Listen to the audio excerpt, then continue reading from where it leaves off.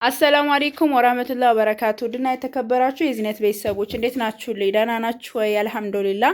ዛሬ የማሳያችሁ ነገ ሮቢት የሚሄድ እቃና አልባሳት ወይም ደግሞ ብርድ ልብስ ነው። እንደምታዩቸው ሁለት የጅማ ረከቦትና ሁለት ደርዘን ስኒ፣ ሁለት ብርድ ልብስ፣ ማዕደን ሙሉ ሴሪና አንድ በግ የሚሰራ ሴኔጋል ብረት ድስት፣ አንድ ዶሮ የሚሰራ ሴኔጋል ብረት ድስትና ሶስት ደግሞ ጋቢ ለምኔ እና የቡና ሱፍራ ነው ያላት እህቴ 34650 ብር የፈጀ ነው። አብራችሁን ቆዩ። ላይክ እና ሰብስክራይብ ሼር ማድረግ እንዳይረሳ እና ጀማው ያው ጀስራ ይሄ ሱፍራ በነገራችን ላይ የሚሰራው ቤት ነው እና ዋጋውም ደግሞ 1000 ብር ነው።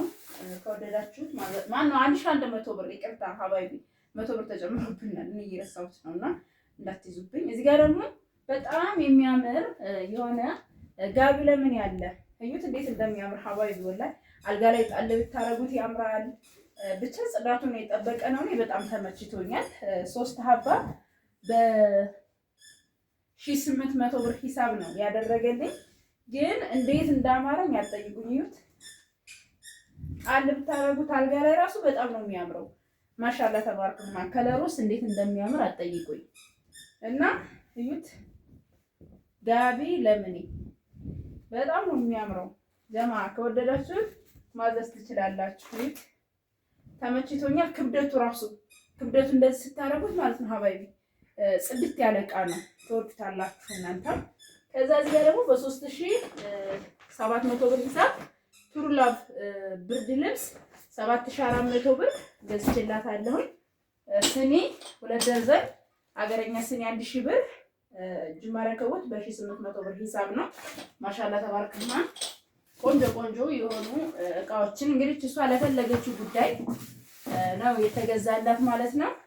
እዩት 2 የጅማ ረከቦት ከ2 ደርዘን አገረኛ ስኒጋ ነው። ነገ ሮቢት የሚሄድ ስላለ ይላካል ማለት ነው። እና ማዕደን ደግሞ ሙሉ ሴሪ ነው። ያ ማለት 9 ፒስ ነው። ዋጋው ደግሞ 5500 ብር ነው ማለት ነው። ሴኔጋል ብረት ድስት ያው እንደነገርኳችሁ ይሄ አንድ ዶሮ ነው። ይሄ ደግሞ አንድ በግ ተብሎ ነው። በጣም ከበዳል። ታዲያ ይሰራል አንድ በግ መካከለኛ የሆነ በግ ብዙ ሽንኩርት ስለማይል ለቤተሰብ ይሰራል።